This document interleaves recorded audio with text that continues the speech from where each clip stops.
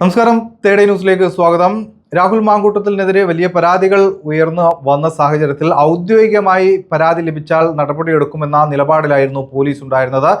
ഇതുമായി ബന്ധപ്പെട്ട് കഴിഞ്ഞ ദിവസം എറണാകുളം സെൻട്രൽ സ്റ്റേഷനിൽ ഒരു പരാതി നൽകിയിട്ടുണ്ട്. ഷാൻ സെബാസ്റ്റ്യൻ എന്ന ഒരു അഡ്വക്കേറ്റാണ് ഇത്തരത്തിൽ പരാതി നൽകിയത്.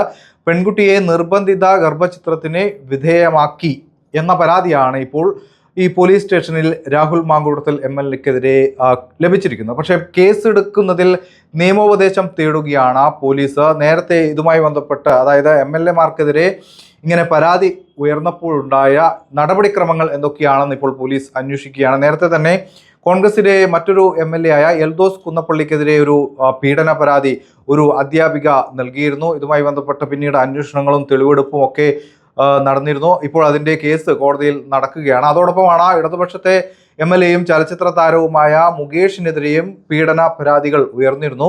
അന്ന് ഇവരാരും തന്നെ രാജിവെച്ചിട്ടില്ല. അതുകൊണ്ട് തന്നെ രാജിവെക്കുന്നതിലേക്കും കാര്യങ്ങൾ എത്തിയിട്ടില്ല. അല്ലെങ്കിൽ ഇവർക്ക് കിട്ടിയ ആ ഒരു പ്രിവിലേജ് തന്നെയായിരിക്കും രാഹുൽ മാങ്കൂട്ടത്തിനും കിട്ടുക എന്നാണ് അറിയാൻ സാധിക്കുന്നത്. അതോടൊപ്പമാണ് എങ്ങനെ കേസെടുക്കാൻ സാധിക്കുമെന്ന് പോലീസ് ഇപ്പോൾ നിയമോപദേശം തേടുകയാണ്. മാത്രമല്ല MLA-യുടെ രാഹുൽ MLA സ്ഥാനം രാജിവെക്കണമെന്ന് അതിശക്തമായ രീതിയിൽ ഇടതുപക്ഷത്തെ നേതാക്കൾ ആരും തന്നെ ഉന്നയിക്കുന്നില്ല. മന്ത്രി വി ശിവൻകുട്ടി MLA സ്ഥാനം കൂടി രാജിവെക്കണമെന്ന് ആവശ്യപ്പെട്ടിട്ടുണ്ടെങ്കിലും MV ഗോവിന്ദൻ ഒരു ഒഴുക്കൻ മട്ടിലാണ് ഈ ഇത്തരത്തിൽ രാജിയുടെ കാര്യം പറഞ്ഞിരിക്കുന്നത്.